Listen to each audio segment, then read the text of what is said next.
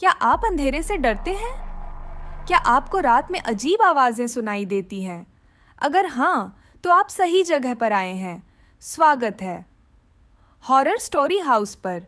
दोस्तों, आज की हॉरर स्टोरी सुनाने से पहले मैं आपको एक इंटरेस्टिंग सा स्टार्ट बताना चाहता हूँ। हमारी कहानियाँ देखने वाले 80% लोग ऐसे हैं जो हमारी वीडियोस एंजॉय तो करते हैं, लेकिन उन्होंने हमारा चैनल अभी तक सब्सक्राइब नहीं किया है। अगर आप उन 80% लोगों में से हैं तो बस आपको एक छोटा सा काम करना है।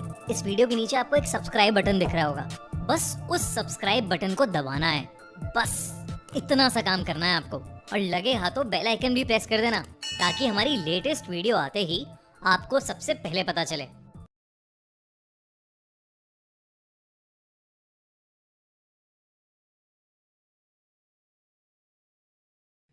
दुनिया में वाकई शैतान है। वो हर वक्त हमारे आसपास मंडराता है।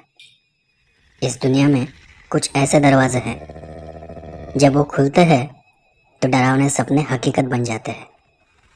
ये कहानी है ऐसे ही एक परिवार की, जो एक 200 साल पुराने फार्म हाउस में रहने चला आता है। दिखने में ये एक आम पुराना घर लगता है, पर जल्द ही उन्हें पता चलता है कि वो वहाँ अकेले नहीं है। कोई है क्या? वहाँ एक नहीं बल्कि 2 प्रेतात्माएं थी। एक सताई हुई प्रेतात्मा, ये मेरा घर है, मेरा घर। और दूसरी प्रेतात्मा जो घर के लोगों को डरा रही थी। तो चलिए जानते हैं कि क्या होता है जब किसी का प्यारा सा घर किसी बुरे सपने में बदल जाए। ये कहानी है दक्षिणी आसाम में स्थित एक फार्म हाउस की। लगभग 200 साल पुराना एक फार्म हाउस। 2008 की गर्मियों में एक परिवार यहाँ रहने चला आता है। अंकित और रोशनी की हाल ही में शादी हुई थी। दोनों में प्यार हुआ था और फिर उन्होंने झटपट शादी कर ली। शादी के बाद उन दोनों ने अपने लिए एक नया मकान खरीदने का फैसला किया, और वो मकान ढूंढ ही रहे थे कि उन्हें एक बढ़िया मकान मिला। करीब 20 एकड़ जमीन पर, और एक काफी बड़ा और पुराना मकान। पर उन्हें ये मकान बहुत ही कम कीमत में मिल गया। उन दोनों को उस मकान से देखते ही प्यार हो गया था। हालांकि मकान मालिक ने उन्हें उस मकान के डरावने अतीत के बारे में सारी बातें बता दी थी। उस मकान का इतिहास बहुत ही पुराना था। उस मकान का ताल्लुक पहले दास प्रथा और प्लांटेशन से था, पर मकान पुराना होने के बावजूद इतना खूबसूरत था कि वो खुद को उसे खरीदने से रोक न सके। उन्हें लगा कि शायद भगवान भी उनकी नई जिंदगी शुरुआत करने के लिए एक तोहफे के तौर पर यह मकान देना चाहता है। और फिर अगले कुछ ही दिनों में वो दोनों वहां रहने चले आए।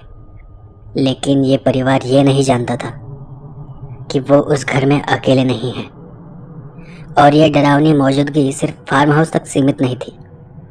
उसकी मौजूदगी पूरे 20 एकड़ के इलाके में थी।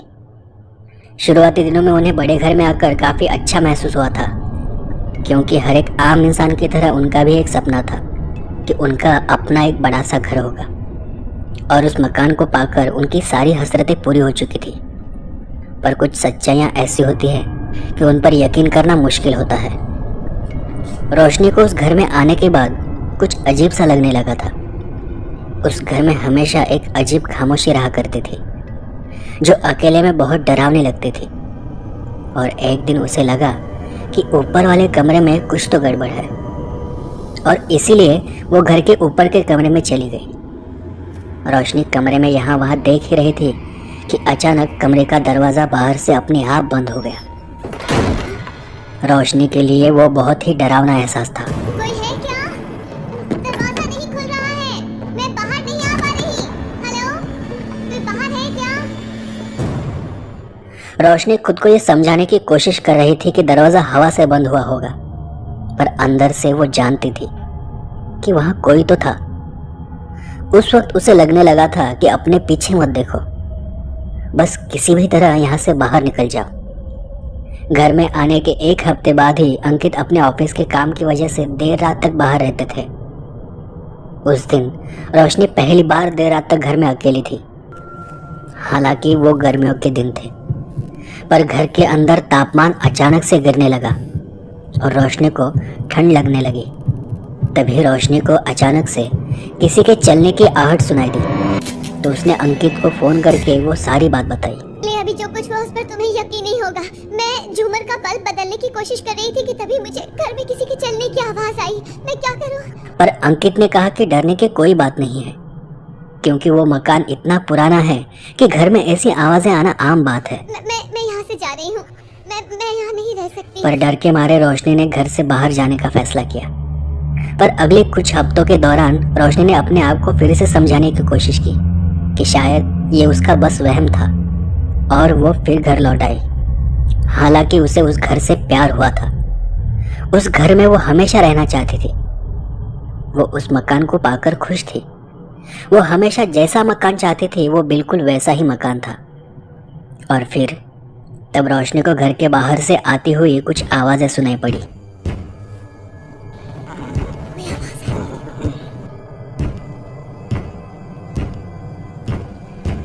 आखिरकार रोशनी अकेले उस आवाज की तरफ बढ़ने लगी। धीरे धीरे वो आवाज तेज होती चली जा रही थी और उसकी रफ्तार भी तेज होती गई। अंधेरा इतना ज्यादा था कि वो बाहर कुछ देख नहीं पा रही थी, और इसीलिए रोशनी को दरवाजा खोलना पड़ा। वहां कुछ तो था जो अचानक से घर के अंदर आया और रोशनी पर जोर से चिल्लाया।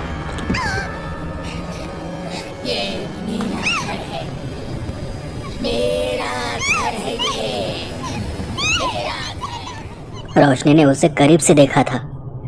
उसकी आंखों में बहुत खौफ नजर आ रहा था। उस हादसे से रोशनी बहुत घबरा गई।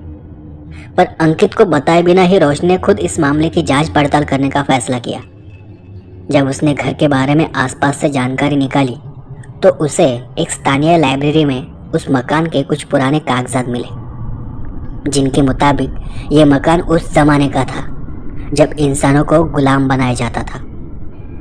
जब रोशनी ने उस मकान के बारे में और जानकारी निकाली तो उसे पता चला कि उस मकान में एक इंसानी गुलाम रहा करता था, जिसने उस वक्त काफ़ी बुरे हालातों का सामना किया था। पर रोशनी जान चुकी थी कि वहाँ जो कोई भी है वो चाहता है कि अंकित और रोशनी उस घर को छोड़ दे। रोशनी ने अंकित को उस घर के बारे में सारी बातें बताने का फैसला किया, पर अंकित ने ये बात मानने से इनकार कर दिया कि वो घर भूतिया है। रोशनी अंकित को काफ़ी समझाने की कोशिश कर रही थी, पर अंकित उसकी बात मानने को राजी नहीं था। जिस भूत ने रोशनी को डराया था अब वो उसके बारे में कुछ जान गई थी। शायद वो घर उसे कुछ बताना चाहता था, पर रोशनी इस बात से अनजान थी कि ये मामला उससे कई ज़्यादा डरावना और पेचीदा है।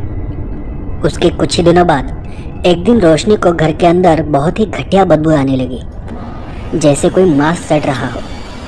वो बदबू जैसे मौत का एहसास दे रही थी।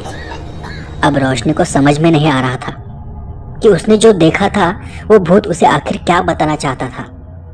शायद वो बताना चाहता था कि इस घर से निकल जाओ, यहाँ कोई और भी खतरनाक रूह रहती है। पर रोशनी की रोज रोज की बातों से अंकित परेशान हो चुका था, और इस वजह से अंकित रोशनी से बहुत कम बात करता था। इस व्यवहार की वजह से रोशनी काफ़ी अकेलापन महसूस करती थी। उसके मन में घर के बारे में डर बैठ चुका था। और फिर कुछ ही दिनों में रोशनी को एहसास हुआ कि उस घर में एक नहीं बल्कि दो बुरी ताकतें हैं जो आपस में ही लड़ रही थी, और उसका परिवार उन दो ताकतों के बीच फंस चुका था। पर दूसरी शैतानी ताकत के बारे में उसे कुछ पता नहीं था। अभी तक सिर्फ रोशनी को यकीन था कि इस घर पर भूत का साया है, पर अंकित को इस बात पर बिल्कुल यकीन नहीं था। ऐसे ही एक रात रसोई में आने के दौरान अंकित को कुछ तो हो गया था, और अगले कुछ हफ्तों के दौरान अंकित का गुस्सा बढ़ता चला गया, जैसे उस पर किसी भूत का साया हो। उसकी आवाज बदल गई थी और आंखें नीली हो गई थी। अंकित अब रोशनी से बहुत ही अजीब तरह से पेश आने लगा था। वो बात बात पर उस पर गुस्सा होने लगता था। इससे पहले अंकित ने कभी भी ऐसा बर्ताव नहीं किया था। रोशनी के लिए वो सब बहुत डरावना था, और शायद तब रोशनी को समझ आया कि उस घर में जो कोई भी था वो अंकित पर हावी हो चुका था, और दिन ब दिन वो ज़्यादा ताकतवर हो रहा था। पर एक रात उसने ऐसा कुछ देखा जिसके बारे में वो सोच भी नहीं सकती थी। वो एक काली परछाई वाले शख्स की शक्ल में एक शैतान था। वो दिखने में बिल्कुल किसी इंसान के जैसी थी, पर वो काली थी। और डर इस बात का था कि उस परछाई को भी अब पता चल गया था कि रोशनी ने उसे देख लिया है। और इस बात से रोशनी काफ़ी डर गई थी, पर फिर भी उसने ये बात किसी को नहीं बताई। पिछले कई महीनों से रोशनी अपने फार्म हाउस में प्रेतात्माओं की मौजूदगी महसूस कर रही थी, पर कोई भी इस बारे में बात नहीं कर रहा था। और इसी बात का फायदा उठाकर शैतान घर में सबसे कमजोर इंसान को अपने चंगुल में जकड़ सकता था। उस घर में जो भी बुरी शक्ति थी वो रोशनी का मनोबल तोड़ना चाहता था। रोशनी एक प्रेतात्मा के बारे में तो जान चुकी थी, वो किसी गुलाम की आत्मा है, पर शैतान मालूम होती एक दूसरी प्रेतात्मा के बारे में वो कुछ भी नहीं जानती थी। और उसी प्रेतात्मा ने अंकित पर अपनी पकड़ बना ली थी। रोशनी समझ चुकी थी कि उसने जिस इंसान से प्यार किया था ये वो नहीं था। उसे हर बार इस बात का डर लगा रहता था कि जो नज़र नहीं आ रहा उसे कैसे मुकाबला किया जाए। पर उस घर के बारे में शैतान की कुछ अलग ही डरावनी योजना थी, और उस शैतान की शैतानी हरकतें भी बढ़ती चली जा रही थी। एक रात जब रोशनी को फिर से घर के ऊपर के कमरे से कुछ आवाज़ें सुनाई देने लगी। क्या यहाँ कोई है? डर की वजह से उसकी ऊपर जाने की हिम्मत नहीं हो रही थी।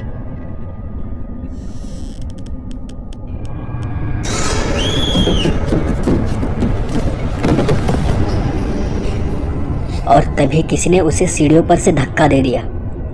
उसने सीढ़ियों पर देखा पर वहां कोई नहीं था। वो अब बहुत ज्यादा डर गई थी। वो जानती थी कि कोई चीज उसके बेहद ज्यादा नजदीक थी, क्योंकि उसने अपने कंधों पर किसी के हाथ महसूस किए थे। और तभी अंकित अपने कमरे से बाहर आए और उन्होंने देखा कि रोशनी सीढ़ियों से नीचे गिर पड़ी है। और अगले ही पल अंकित अपने पुराने रूप में आ गए। जब अंकित ने रोशनी को इतना डरा हुआ देखा, तब जाकर अंकित को रोशनी की बात पर यकीन होने लगा। और इस हादसे के बाद रोशनी और अंकित ने मिलकर एक पैरानॉर्मल एक्सपर्ट को घर बुलाने का फैसला किया। रोशनी ने अपने एक दोस्त को इस मामले की जांच पड़ताल करने के लिए अपने घर बुलाया। कुछ हफ्ते बाद जब अंकित काम पर गए थे तो उसकी दोस्त अपने टीम के साथ घर पहुंची और उसने वहां की प्रेतात्माओं से संपर्क करने की कोशिश की। कोई यहाँ है? अगर तुम यहाँ हो तो सबूत दो। तुम क्या कर सकते हो? और तभी सामने वाले दरवाजों को अपने आप खुलते हुए देख उन्हें बड़ी हैरानी हुई। लेकिन उन्हें यह भी पता चला कि उनका सामना किसी दमदार शैतान से था। रोशनी ने अपनी दोस्त को उस गुलाम की आत्मा और उस घर के बारे में सारी बातें बता दी थी। इंसान जिस भूत को अच्छा कहता है और जिस भूत को बुरा कहता है, उन दोनों के बीच का फर्क साफ नजर आता है। करीब करीब 12 घंटे छानबीन करने के बाद रोशनी की दोस्त को घर में किसी प्रेतात्मा होने पर यकीन हो गया और उन्हें लगने लगा कि इस घर में कोई शैतानी प्रेतात्मा अपना डेरा डाले हुए है। शायद वो उस गुलाम की आत्मा को समझ गई थी, पर दूसरी प्रेतात्मा को अब तक समझ नहीं पा रही थी। वो जानती थी कि यह ताकतें बेहद खतरनाक होती है, और अगर वो सच में कोई शैतानी प्रेतात्मा है तो उससे जवाब पाने की उम्मीद नहीं करनी चाहिए। वो यहाँ क्यों है ये कभी भी नहीं बताएगी, और न ही वो तुम्हारे परिवार के साथ क्या करना चाहती है ये भी नहीं बताएगी। वो जानती थी कि ये कोई आम प्रेतात्मा नहीं है, ये एक शैतान है। और इसी कारण रोशनी के दोस्त ने उसे वो घर और उस शैतान को अकेले छोड़ देने की सलाह दी और वो वहाँ से चली गई। जबकि रोशनी को वो घर बेहद पसंद था और वो उस घर को छोड़कर जाना नहीं चाहती थी, और हुआ भी बिल्कुल वही। अपनी दोस्त की सलाह के बाद भी रोशनी ने उस घर को छोड़ा नहीं, पर रोशनी ने अब तक अंकित को उसकी दोस्त ने दी सलाह के बारे में बताया नहीं था। और एक रात रोशनी ने एक अजीब सी आवाज़ सुनी।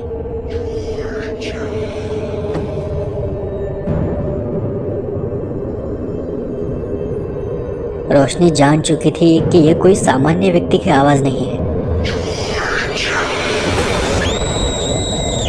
ये ज़रूर उस शैतान की आवाज़ है, और बीच रात उस शैतानी रूह ने उन पर हमला कर दिया था। अब ये प्रेतात्मा सिर्फ अपने होने का सबूत नहीं दे रही थी, बल्कि अब ये उन पर किसी न किसी तरह से हमला करने लगी थी।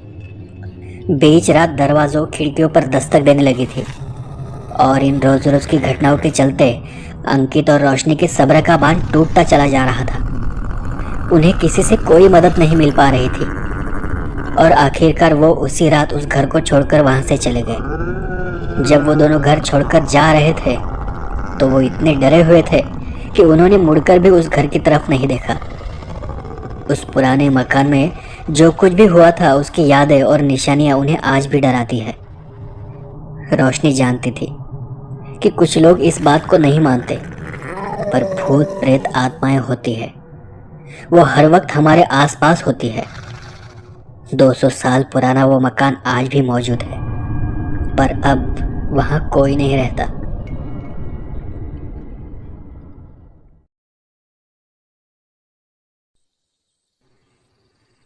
सुहानी को शहर आते आते काफ़ी रात हो गई थी।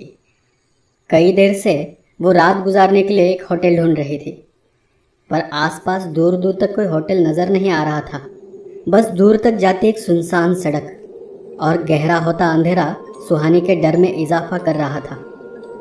वैसे तो उसे काम की वजह से कई बार देर रात तक बाहर घूमना पड़ता था, पर ये जगह कुछ अजीब थी। ऐसा लग रहा था जैसे सब कुछ होकर भी यहाँ कुछ नहीं है। सब शांत और डरावना। और तभी किसी ने उसे पीछे से आवाज दी, इतनी रात को कहाँ जा रही हो लड़की? अचानक से उस आवाज को सुनकर सुहानी डर गई, क्योंकि अभी कुछ देर पहले जब उसने आसपास देखा था तो आसपास कोई भी नहीं था, और अब अचानक से ये बूढ़ी औरत कहाँ से आ गई। सुहानी ने अपना सामान संभालते हुए कहा, कुछ नहीं, मैं यहाँ रात गुजारने के लिए एक होटल ढूंढ रही थी।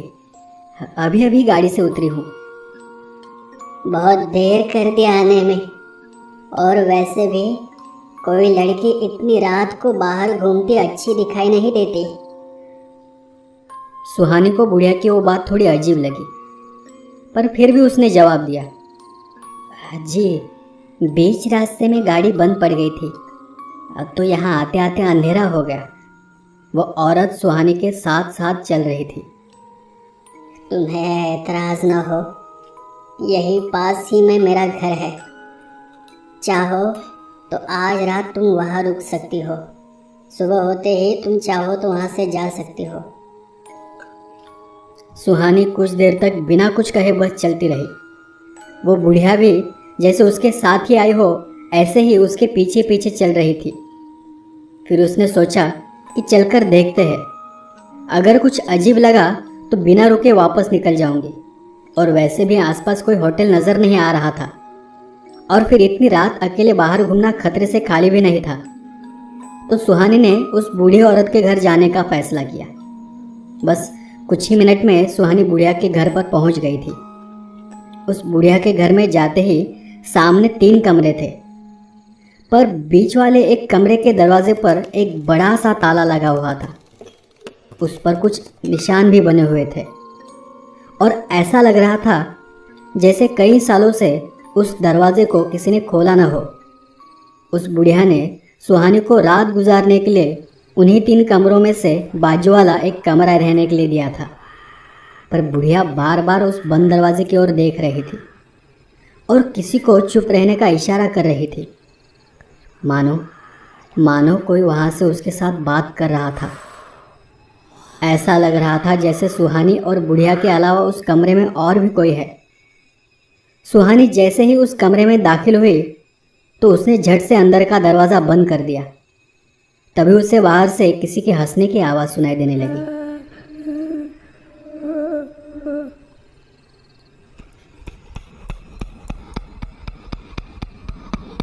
उसका ध्यान उस कमरे की खिड़की के बाहर गया। देखा तो वहां से थोड़ी ही दूर पर एक कब्रिस्तान दिखाई दे रहा था। सुहानी को यह थोड़ा अजीब लगा। अभी अभी वो रास्ते से चलकर घर आई थी, पर उसे वहां कहीं भी कोई कब्रिस्तान दिखाई नहीं पड़ा था। सुहानी को फिर से वो हंसने की आवाज़ सुनाई देने लगी, तो उसने झट से वो खिड़की बंद कर दी और जाकर बिस्तर पर लेट गई। थकावट की वजह से वो लेटते ही सो गई। अब सुहानी शायद बहुत गहरी नींद में थी, पर उसके कमरे में कोई तो था जो उसके पैरों को छू रहा था, उसके बदन को छू रहा था, उसके गालों को सहला रहा था। उस अनजान छुअन से उसकी नींद टूट गई और तभी उसे बाहर के कमरे से कुछ आवाज़ें सुनाई देने लगी, जैसे कि कोई उसके आसपास आपस में बात कर रहा था। उसने आईने में देखा तो उसके चेहरे पर मिट्टी लगी थी। उसका ध्यान अपने कपड़ों और पैरों की ओर गया, उन पर भी मिट्टी सी लगी हुई थी। उसे कुछ खतरा सा महसूस होने लगा तो उसने आहिस्ते से कमरे का दरवाज़ा खोला और धीरे से बाहर झांक कर देखा, पर देखा कि वो बुढ़िया तो चुपचाप सो रही थी। उसे लगा शायद उसे कुछ गलतफहमी हुई होगी। देर तक रास्ते से चलने की वजह से मिट्टी धूल बदन और कपड़ों पर जम गई होगी, और वैसे भी घर में आने के बाद उसने आईने में देखा ही नहीं था। उस मिट्टी को झटक कर साफ कर सुहानी फिर से अपने बिस्तर पर जाकर लेट गई। दूसरे दिन सुबह सुहानी ने उस बूढ़ी औरत को घर छोड़ने के बारे में कहा तो वो बुढ़िया ने कहा, मैं बाहर जा रही हूँ, शाम को वापस आऊँगी और मेरा घर वैसे भी हमेशा खुला ही रहता है। इस घर में चुराने लायक कुछ भी नहीं है। तुम जब चाहो यहाँ आ सकती हो और जब चाहो यहाँ से जा सकती हो। और इतना कहकर वो बुढ़िया घर से बाहर चली गई। बुढ़िया की बात सुनकर सुहानी ने सोचा कि अपने रूम से ज़रूरी सामान लेकर होटल ढूंढना बेहतर होगा। अगर कहीं इंतज़ाम ना हुआ तो वापस आने में तकलीफ नहीं होगी, और हुआ भी बिल्कुल वैसे ही। सुहानी दोपहर तक अपना ऑफिस का काम खत्म कर होटल ढूंढने निकल गई। हैरानी की बात यह थी कि वो देर रात तक होटल ढूंढती रही, पर उसे किसी भी होटल में कोई भी कमरा खाली नहीं मिला। और जब बहुत रात होने को आई तब वो बाहर से ही खाना खाकर उस बुढ़िया के घर की ओर चलने लगी। बहुत रात हो चुकी थी। उसने बुढ़िया के घर का दरवाज़ा खोला और अंदर झांक कर देखा, पर बुढ़िया अभी तक घर वापस नहीं आई थी। सुहानी को उस घर में कदम रखते ही बहुत अजीब सा महसूस होने लगा, और तभी सुहानी का ध्यान उस बंद दरवाजे की तरफ गया और उसे बुढ़िया की सुबह की वो बात याद आ गई। बुढ़िया ने तो कहा था कि वो कभी भी अपने घर को बंद नहीं रखती, हमेशा खुला ही छोड़कर बाहर जाती है। फिर सिर्फ इसी दरवाजे पर ताला क्यों लगा हुआ है? वो उस दरवाजे उस ताले की तरफ ध्यान से देख रही थी। काफ़ी देर से सुहानी किसी पुतले की तरह खड़ी उस दरवाजे की ओर देखते ही चली जा रही थी। उसकी नज़र को जैसे किसी ने पकड़ रखा हो। उसे लगा जैसे अंदर कोई है जो उसे अंदर बुला रहा है। वो धीरे धीरे आगे बढ़ने ही वाली थी कि तभी पीछे से बुढ़िया घर में घुस आई। क्या देख रही हो? जाओ अपने कमरे में। बुढ़िया के चिल्लाने की वजह से सुहानी डर गई और दौड़कर अपने कमरे में चली गई। तब उसे महसूस हुआ कि वो काफ़ी देर से उस दरवाजे के सामने खड़ी थी। उसने अपने कमरे में जाकर दरवाज़ा अंदर से बंद कर लिया। देखा तो उसका सब सामान वैसा का वैसा पड़ा था जैसे वो घर से जाते वक्त छोड़ गई थी। पर जब उसने आईने की तरफ देखा तो वहाँ एक लाल रंग का शादी का जोड़ा लटका हुआ था, और तभी उसे कमरे के बाहर से किसी के हंसने की आवाज़ सुनाई देने लगी। सुहानी का ध्यान फिर से खिड़की की तरफ गया। फिर वही कब्रिस्तान उसे नजर आने लगा। डर के मारे उसने अपनी आंखें बंद कर ली। उसे अब आसपास की सब चीज़ों से डर लगने लगा था। उसे समझ में नहीं आ रहा था कि अब क्या करना होगा और किस तरह इस जगह से निकल जाऊं। उसने कुछ भी कर वहां से भागने का मन बना लिया। तभी सुहानी को बाहर से फिर से किसी की आवाज़ सुनाई देने लगी, और फिर उसे यकीन हुआ कि इस घर में कुछ तो गड़बड़ ज़रूर है। कल रात जब उसे ऐसे ही किसी के बात करने की आवाज़ सुनाई दी थी तो उसे वहम समझकर उसने टाल दिया था, पर अब तो वो नींद में भी नहीं थी और आज फिर से वैसे ही आवाज़ उसे सुनाई दे रही थी। बुढ़िया तो अकेली यहाँ रहती है, फिर ये रात को किसकी आवाज़ सुनाई देती है? सुहानी अब डर के मारे कांप रही थी। उसने फिर धीरे से दरवाज़ा खोला और बाहर झांक कर देखा तो बुढ़िया शादी का जोड़ा पहनकर बैठी हुई थी और किसी से बात कर रही थी, पर उसके सामने कोई भी नहीं था। सुहानी ने आईने की ओर देखा, अब वहाँ कोई भी शादी का जोड़ा नहीं था। वो देख सुहानी के बदन से जैसे बिजली सी दौड़ गई। सुहानी ने सोचा कि उसे अभी के अभी इस जगह से निकलना होगा। उसने फट से अपना दरवाज़ा बंद कर लिया। सामान समेटने ही लगी थी कि किसी ने दरवाजे पर दस्तक दी। वो डर के मारे उछल पड़ी। उसके होंठ कांप रहे थे, मुंह से आवाज़ तक निकलना मुश्किल लग रहा था।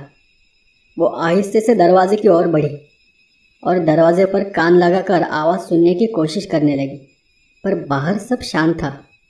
और फिर उसने धीरे से दरवाज़ा खोला। देखा तो बुढ़िया उसी लाल शादी के जोड़े में बाहर खड़ी थी और उस बुढ़िया ने सुहानी को देखते ही बोला, तुम अभी यहाँ से नहीं जा सकती। और बुढ़िया की वो बात सुनकर सुहानी का दिल जोर जोर से धड़कने लगा। इसे कैसे पता चला कि मैं यहाँ से बाहर जाने वाली हूँ?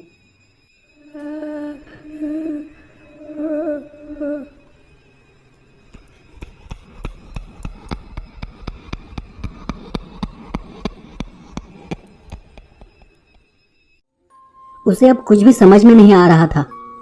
उस कमरे को एक खिड़की तो थी, पर उस खिड़की को लगकर ही एक कब्रिस्तान था।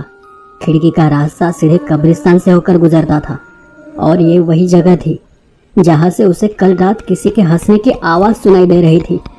सुहानी अंदर ही अंदर बहुत डरी हुई थी, पर वो शहर से इतनी दूर थी कि कोई भी उसकी आवाज़ सुनकर उसकी मदद के लिए नहीं आ सकता था। वो भागने के बारे में सोच ही रही थी कि तभी बुढ़िया झट से दरवाज़ा खोलकर अंदर आ गई और कमरे के अंदर आते ही उसने सुहानी को चुप रहने का इशारा किया। सुहानी चुपचाप उसकी ओर देखती रही। बुढ़िया अब भी वो लाल शादी का जोड़ा पहने हुई थी। डर की वजह से सुहानी की आंखों से आंसू निकल रहे थे। बहुत देर बाद बुढ़िया सुहानी के पास गई। सुहानी को बिस्तर पर बिठाकर बुढ़िया उसके पास बैठ गई और बुढ़िया ने कहा, सुनो, शांत हो जाओ, तुम्हें कुछ भी नहीं होगा, थोड़ा धीरज रखो। मैं तुम्हें बताती हूँ कि ये आखिर क्या है। वो किसकी हंसने की आवाज़ थी जो तुम्हें रात को सुनाई दे रही थी? कल रात को कौन तुम्हारे कमरे में था? कौन था जो तुम्हें छू रहा था? और वो कौन है जो तुम्हें पाना चाहता है? वो और कोई नहीं, मेरा बेटा है। वो आज भी उस बंद कमरे में रहता है। मैं तुम्हें उससे छुटकारा दिलाऊंगी। सुहानी ने उस बुढ़िया से पूछा कि फिर वो मेरे पीछे क्यों पड़ा है और आप ये शादी का लाल रंग का जोड़ा पहनकर बाहर क्यों बैठी थी? बेटी, कुछ साल पहले की बात है। मेरे बेटे को कुछ बुरे इंसानों की संगत लग गई थी। काफी समझाने पर भी वो उन्हें अपना दोस्त मानता रहा। वो सब बुरे लोग थे जो रात रात इस कब्रिस्तान में पड़े रहते थे, काला जादू किया करते थे। काली शक्तियों को पाने के लिए बीच रात को कब्रिस्तान में जाकर तंत्र मंत्र किया करते थे। और फिर एक दिन ये सब खत्म हो गया। मुझे लगा कि अगर इसकी शादी कर दो तो ये सुधर जाएगा। घर की जिम्मेदारी पड़ने पर कुछ काम धंधा करने लगेगा, उन बुरे इंसानों से दूर रहने लगेगा। पर ऐसा कुछ भी नहीं हुआ। एक अच्छा सा मुहूर्त देखकर मैंने मेरे बेटे की शादी तो कर दी और शादी के कुछ ही दिनों बाद वो अमावस की रात आई। उस रात मेरे बेटे ने अपने दोस्तों के साथ मिलकर काला जादू करने का फैसला किया और काली शक्तियों को पाने के लिए उसने अपनी ही पत्नी की बलि देने का निर्णय लिया। वो रात अमावस की काली अंधेरी रात थी।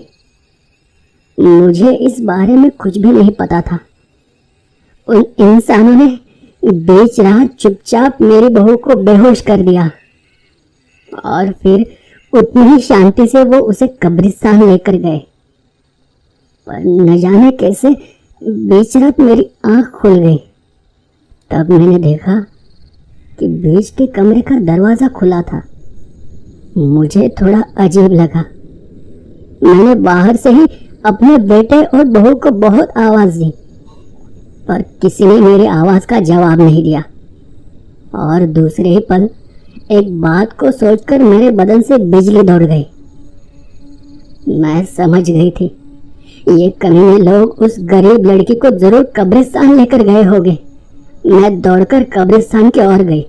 मैंने देखा कि ये सब उसे मारने ही वाले थे कि मैंने उस लड़के को वहां से खींच लिया। मेरा लड़का तो पागल हो चला था। मेरी उस हरकत से वो और पागल जैसे चिल्लाने लगा और उसने मुझ पर ही हाथ उठाया। और फिर मैं समझ गई कि वो मेरा बेटा नहीं है। शैतान ने उसे अपने काबू में कर लिया है। तभी वहां खड़ी एक औरत ने कहा, तुम सब पागल हो, तुम्हें उस औरत को उठाकर नहीं लाना चाहिए था। शैतान को खुश करने का सबसे पहला नियम यह है कि शिकार खुद चलकर बलि की जगह तक आना चाहिए। और ऐसा कहते ही मेरे बेटे ने मेरी तरफ देखा। मैं समझ गई थी कि वो अब क्या सोच रहा है। मैंने कुछ नहीं सोचा, वहीं पड़ा एक हथियार उठाकर अपने बेटे के सीने में उतार दिया। वो देखते ही उसके सारे बुरे दोस्त वहां से भाग गए। पर मैं अकेली औरत क्या करती। आखिरकार मैं भी एक माँ थी।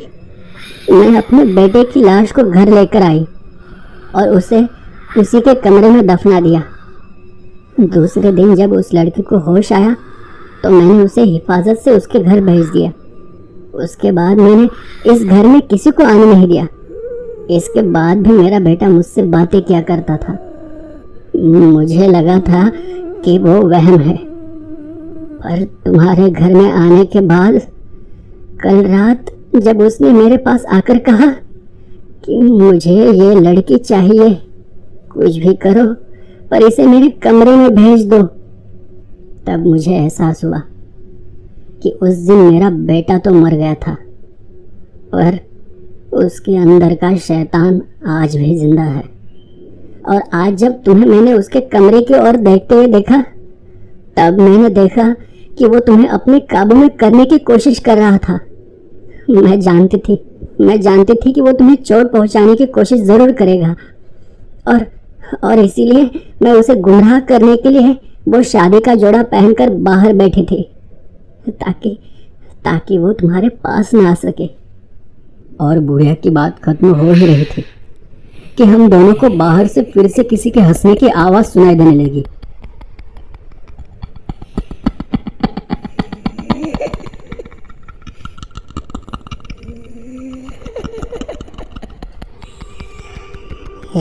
बुढ़िया, मैं तुझे अच्छी तरह से जानता हूँ।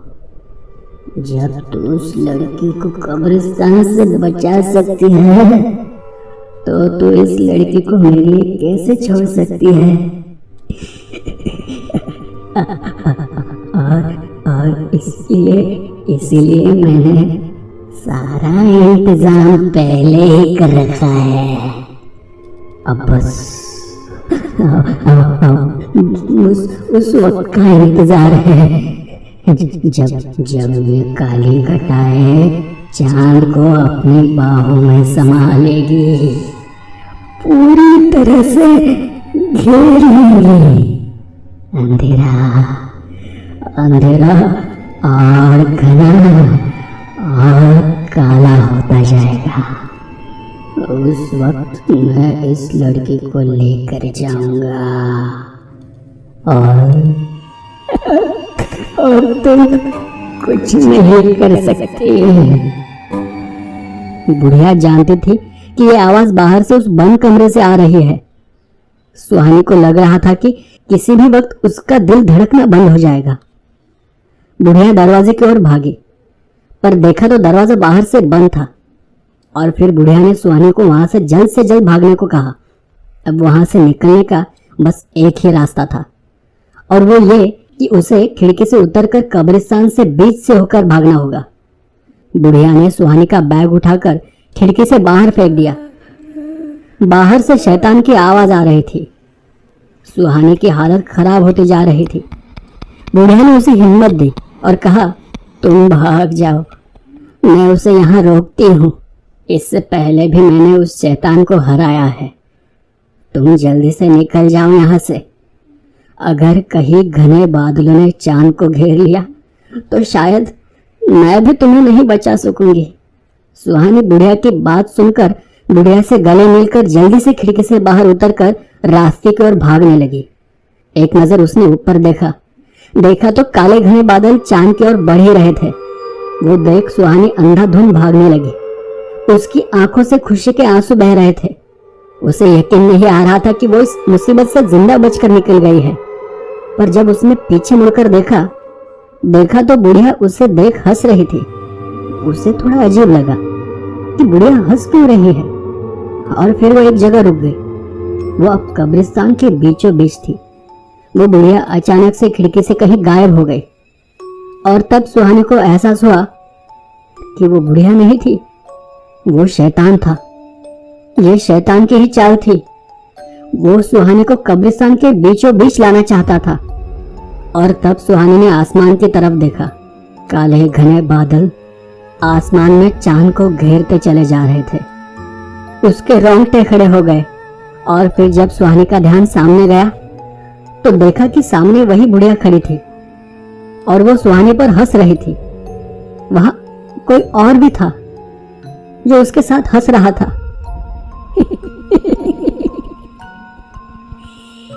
पागल लड़की, शायद तूने कहानी ठीक से नहीं सुनी। मैंने कहा था ना, शैतान को अगर खुश करना है तो शिकार खुद चलकर बलि की जगह तक आना चाहिए। और अब तुम सही जगह पर हो। और वो बंद दरवाजा आज से खुलने वाला है। मेरा बेटा आज से हमेशा के लिए आजाद है। और मैंने अपने बेटे को नहीं मारा था, उस लड़की ने मारा था। अब मैं तुम्हारी बलि चढ़ाकर उस लड़की से अपने बेटे के खून का बदला लूंगी। और फिर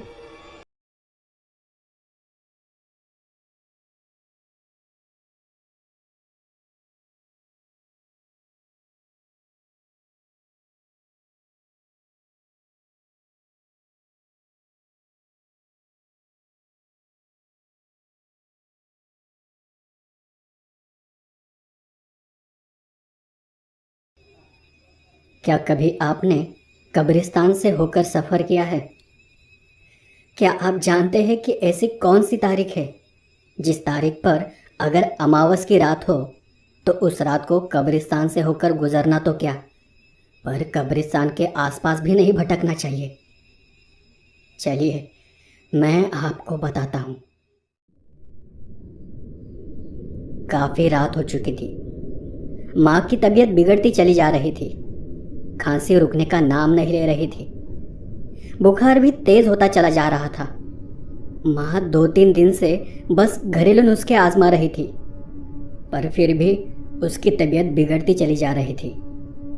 माँ को दूसरे गांव के अस्पताल में ले जाने को कोई वाहन नहीं था, और मेरी माँ की तबीयत इतनी खराब थी कि उसे पैदल अस्पताल ले जाना मुमकिन नहीं था।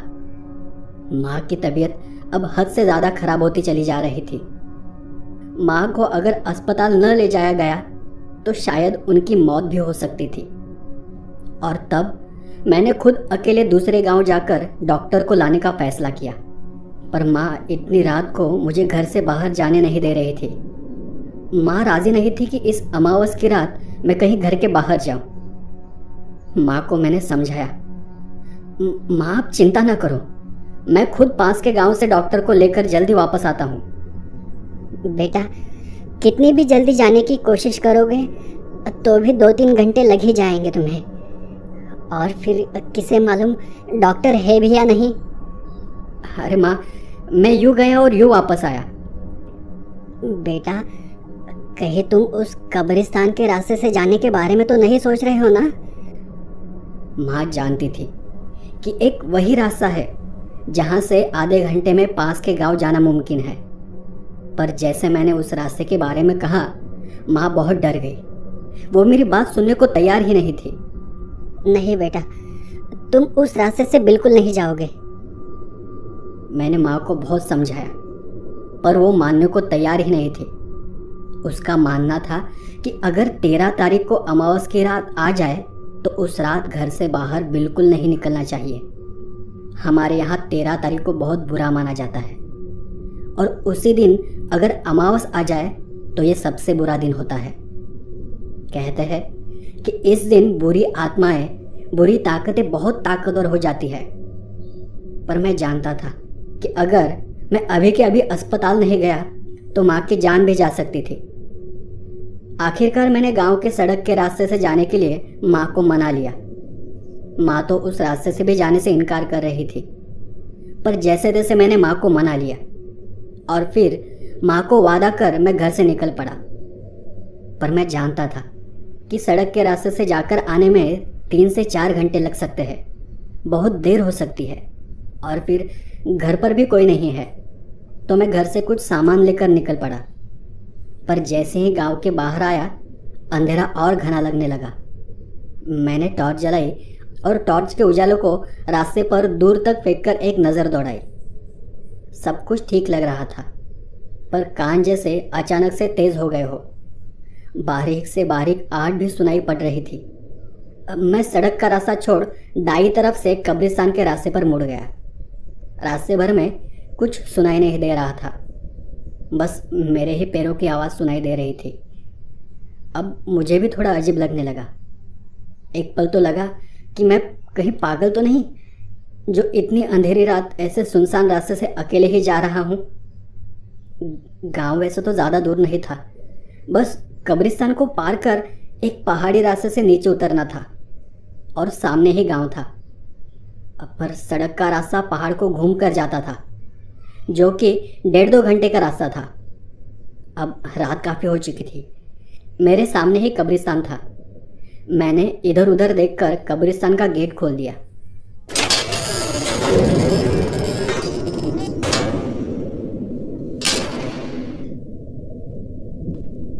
और कुछ देर मैं इधर उधर देखने लगा, और फिर माँ का ख्याल आया तो मुझ में थोड़ी सी हिम्मत आई, और फिर मैं बिना सोचे उस कब्रिस्तान के बीच में से चलने लगा।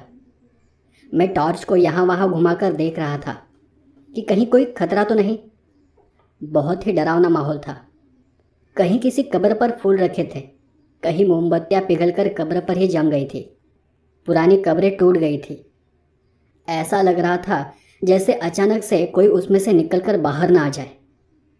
पेड़ इतने बड़े बड़े थे कि ऐसा लग रहा था मानो कोई उनमें छुपकर मुझे देख रहा हो। मुझे थोड़ा डर लगने लगा था, पर अब मैं पीछे नहीं हट सकता था। और तभी मुझे पीछे से किसी की आहट सुनाई दी।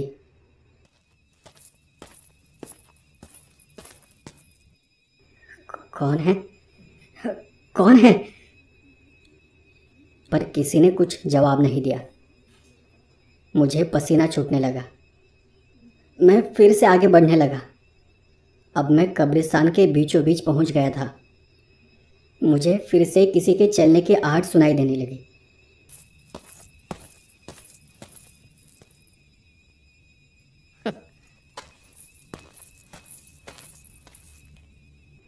मानो मेरे कदमों के साथ ही कोई अपने कदम रख रहा हो। मेरे रुकते ही आवाज़ भी रुक जाती थी। हर तरफ सन्नाटा छा जाता था। उस आहट को सुन मेरा गला तो जैसे सूख गया था। मैं फिर से चलने लगा और फिर से वही कदमों की आवाज़ आने लगी, और मैं फिर रुक गया। कौन है? कौन है पीछे? मेरा दिल ज़ोर ज़ोर से धड़क रहा था। पीछे मुड़कर देखने की हिम्मत ही नहीं हो रही थी। मैंने एक हाथ से अपने चेहरे का पसीना पोंछ लिया। कुछ देर वहीं खड़ा रहकर सोचने लगा कि अब क्या करना है। तो मैंने अपने मन में निर्णय लिया कि जितना तेज़ हो सके दौड़कर इस कब्रिस्तान को पार करना होगा। और अगले ही पल मैं ज़ोर से दौड़ने लगा।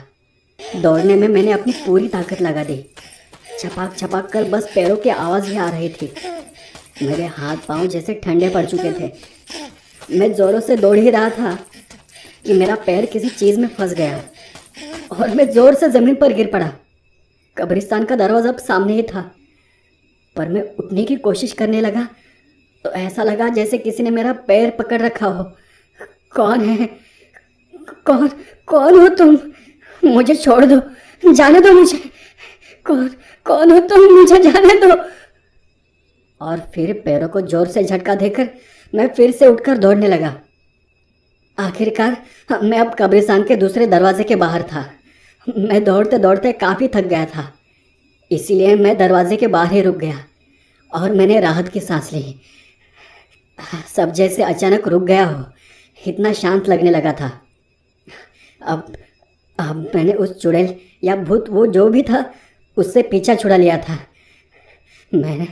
मैंने अपने आप को शांत किया, सिर का पसीना पोंछा और पीछे मुड़कर कब्रिस्तान की ओर देखा। अब मेरा दिल जोर जोर से धड़क रहा था। ऐसा लग रहा है जैसे मेरे बदन से धीरे धीरे जान निकल रही हो। हाथ पाँव कमज़ोर लगने लगे हैं, उठने की कोशिश भी नहीं कर पा रहा हूँ। आंखें बंद होती मालूम पड़ रही है। शरीर धीरे धीरे ठंडा पड़ता चला जा रहा है। मुझे मेरी माँ की बात याद आ रही है। बेटा, उस रास्ते से बिल्कुल मत जाना। वादा करो तुम उस रास्ते से बिल्कुल नहीं जाओगे। मुझे मेरी माँ की बहुत याद आ रही है। कोई मुझे मेरी माँ के पास लेकर चले जाओ। मेरी आंखें बंद हो रही है, सांस रुक रही है, रुक गई शायद।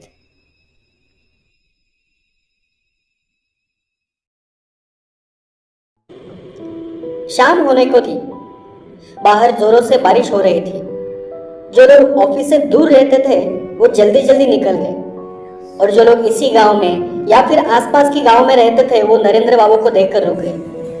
धीरे धीरे शाम बीत गई। नरेंद्र बाबू, जो कि ऑफिस से कुछ दूर ही रहते थे, वो भी बारिश की वजह से अपने काम में गड़े थे। कुछ लोग उठने की तैयारी कर रहे थे। इसी समय एक सज्जन ने अनुरोध किया, नरेंद्र जी, बहुत दिन हो गए, कोई कहानी नहीं सुनी। आज तो माहौल भी है, कोई कहानी हो जाए। नरेंद्र बाबू को वैसे ही ऑफिस में कहानीबाज कहा जाता था, तो वो झट से राजी हो गए। श्रोतागण कान लगाकर उनके आसपास जम गए और उन्होंने कहानी सुनानी शुरू की।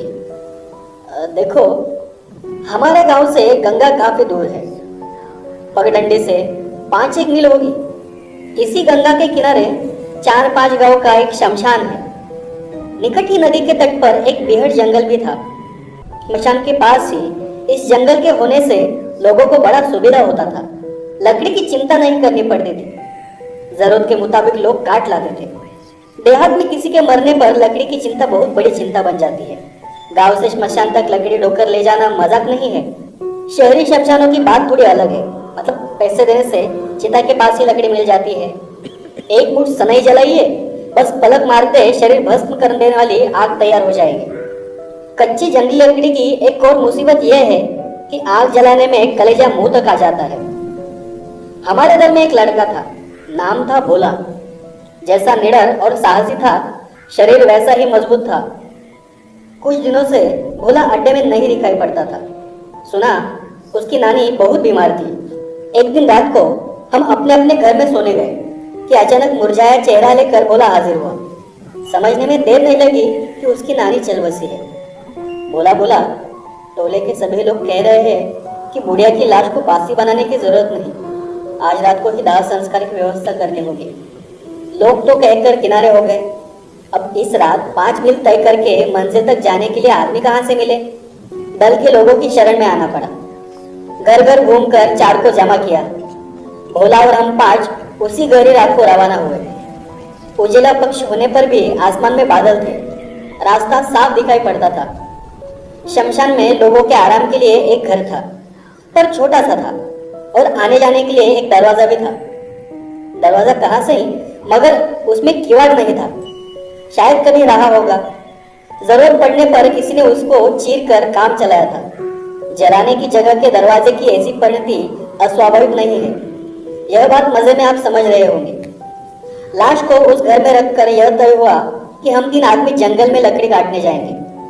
भोला के साथ लाश का पहरा देने के लिए एक आदमी साथ रहेगा। तो भोला बोला, मेरे साथ किसी के रहने की जरूरत नहीं है, मैं अकेले ही रह लूंगा।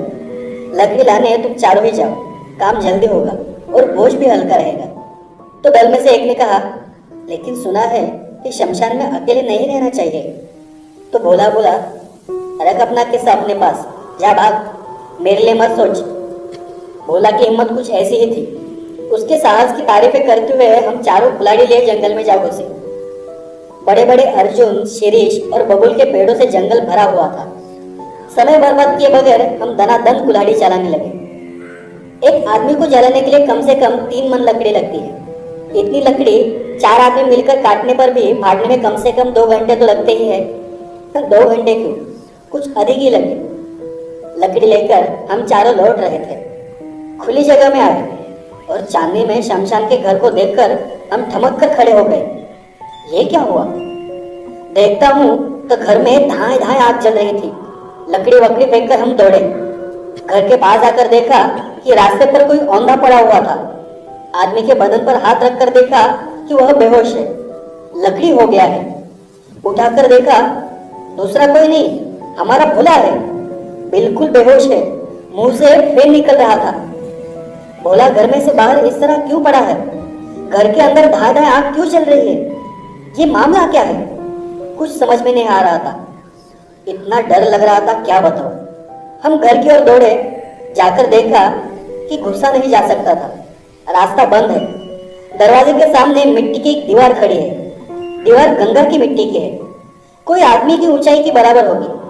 कई अंगुल और होती तो चौखट तक पहुंच जाती। इतनी मिट्टी आई कहां से और लाया कौन?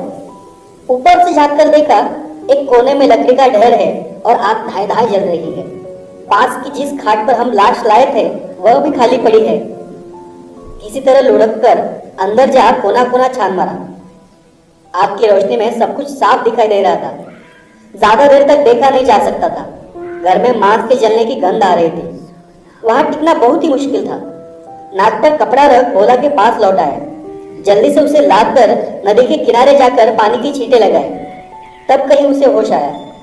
कुछ स्वस्थ होकर उसने जो कहानी सुनाई वो इस प्रकार थी। तुम लोग तो लकड़ी लाने चले गए, मैं घर में बैठा बैठा न जाने कब सो गया। अचानक किसी चीज की आवाज सुनकर चौंक कर जाग पड़ा।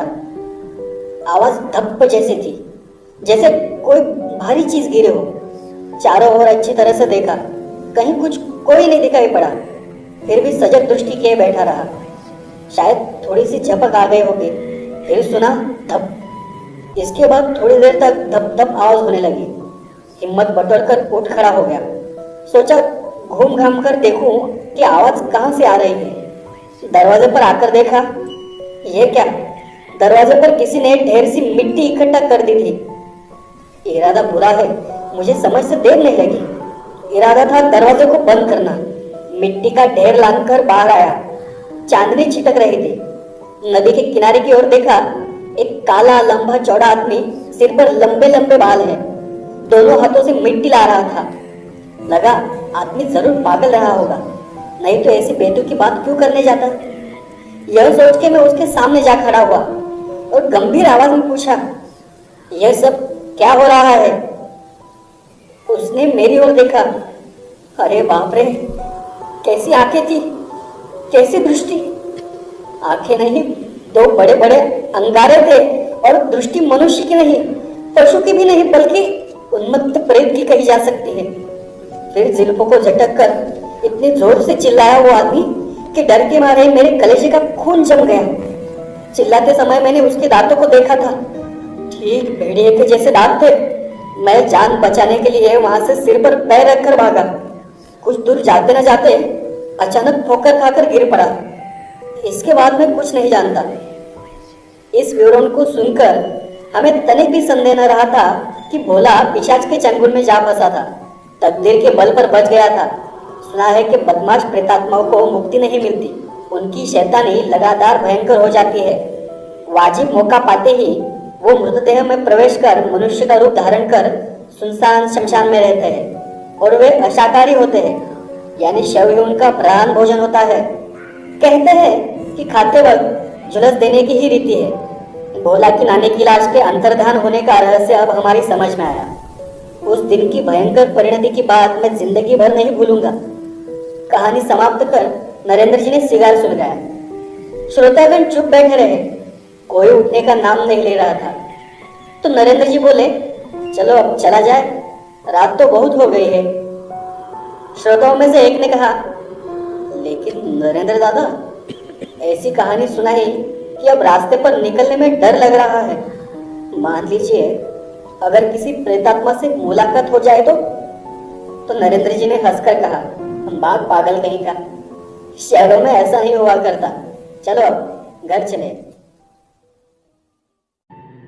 नमस्कार दोस्तों, मैं हूं आपका दोस्त सिराज और आज के इस वीडियो में हम देखने वाले हैं कुछ अजीब और कुछ डरावने वीडियो। जिन जिन लोगों ने ये वीडियो जारी किए थे उन्होंने दावा किया था कि इन वीडियो में दिखाई देने वाली चीजें या फिर सुनाई देने वाली आवाजें सच है।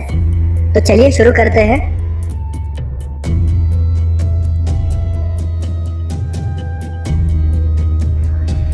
ये वीडियो एक यूरोपियन पुलिस अफसर द्वारा जारी किया गया था। एक रात वो अपने सहयोगी के साथ एक बंद पड़े मिलिट्री एरिया का गश्त लगा रहा था। तब उन्होंने एक अजीब चीज को देखा। उनका मानना था कि वो कोई चुड़ैल या फिर भूत था। इस दौरान वो काफी डरे हुए थे, जो कि आपको इस वीडियो में नजर आ रहा है।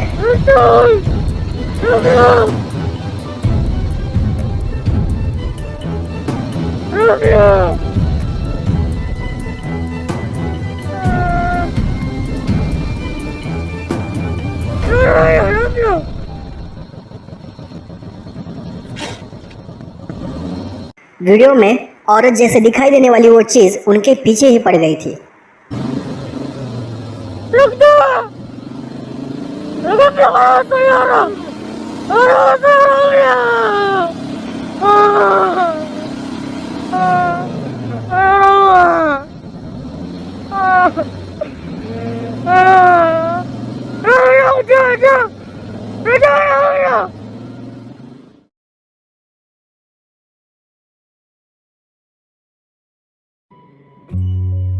ये फुटेज एक लड़की के कमरे का सीसीटीवी फुटेज है।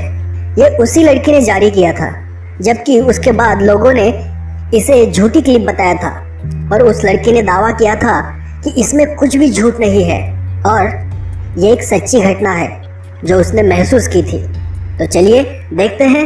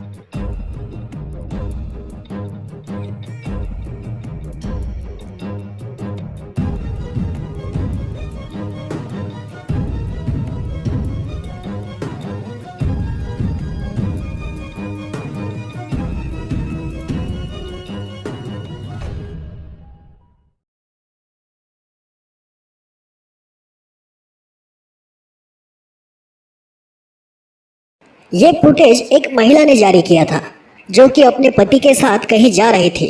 अचानक ही उसने एक अजीब चीज देखी, तो उन्होंने गाड़ी रोककर अपना कैमरा ऑन किया और फिर कुछ ही देर बाद वैसी ही एक अजीब चीज उनके गाड़ी के सामने से गुजर गई।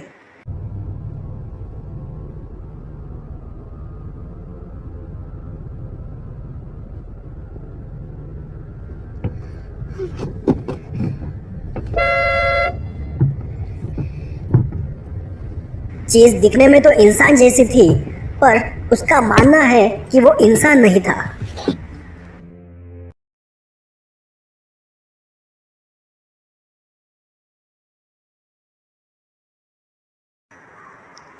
ये वीडियो एक्सप्लोरिंग अबैंडन माइंस इस यूट्यूब चैनल ने जारी किया था। उन्होंने ऐसी कई बंद पड़ी खदानों का रहस्य उजागर करने की कोशिश की है, पर इस वीडियो में दिखने वाली खदान में उन्होंने बहुत ही अजीब आवाज़ें सुनने का दावा किया था। तो चलिए देखते हैं, लेकिन इससे पहले आप सभी से निवेदन है, इस क्लिप को देखने से पहले अपने हेडफोन का उपयोग करें। What is that, wind? I don't know if you can hear that on the camera.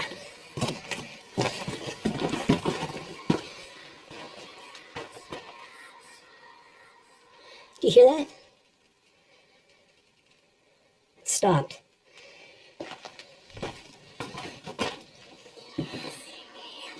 Well, I don't know what that is. That doesn't sound like wind, but that's crazy.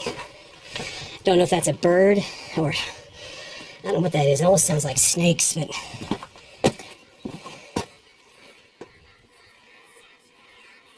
wow. I've heard some weird stuff in mines, but that is definitely creepy. I don't know what that is. हालांकि इस video के बारे में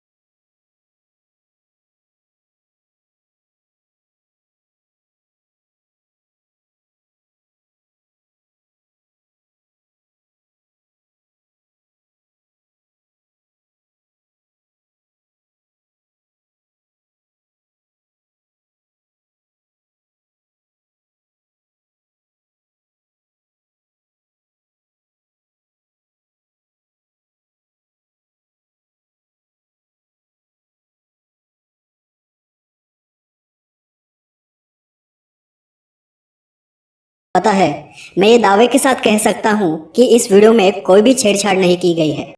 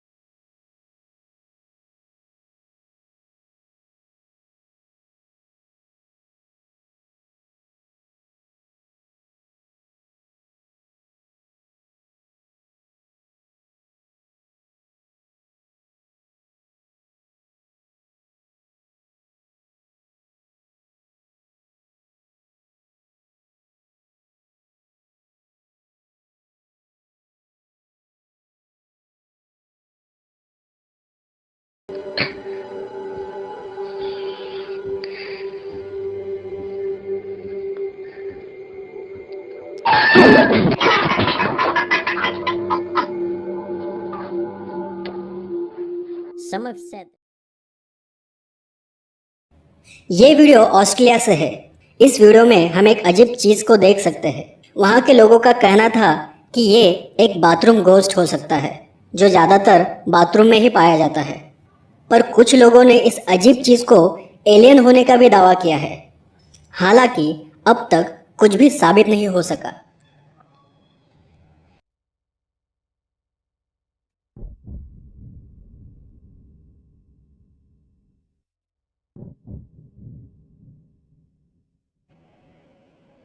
जिसने भी पहले ये video upload किया था, उसके साथ उसने लिखा था कि हर रात मैं घर का दरवाज़ा बंद किया करता था और हर अगली सुबह मैं दरवाज़ा खुला हुआ पाता था। पर एक रात जब मैं किचन की ओर जा रहा था तो मैंने किसी का चेहरा देखा जो मुझे ही देख रहा था। तो मैंने अपना कैमरा लेकर उसे शूट किया। आप भरोसा करें या ना करें, पर यह बिल्कुल सच है। अगर हम ध्यान से देखें, कोई साया दरवाजे के पीछे खड़ा होकर उस आदमी को ही देख रहा है।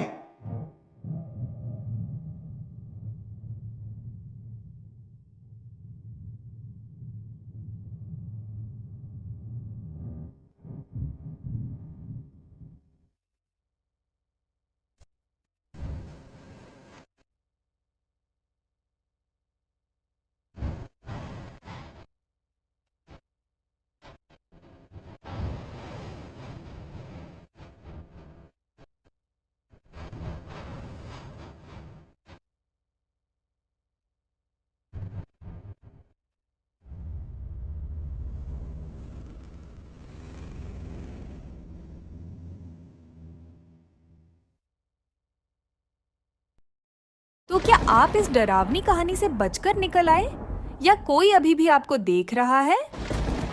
अगर आपको यह कहानी पसंद आई तो लाइक कीजिए, सब्सक्राइब कीजिए हॉरर स्टोरी हाउस को और शेयर कीजिए अपने दोस्तों के साथ। अगर आप हिम्मत रखते हैं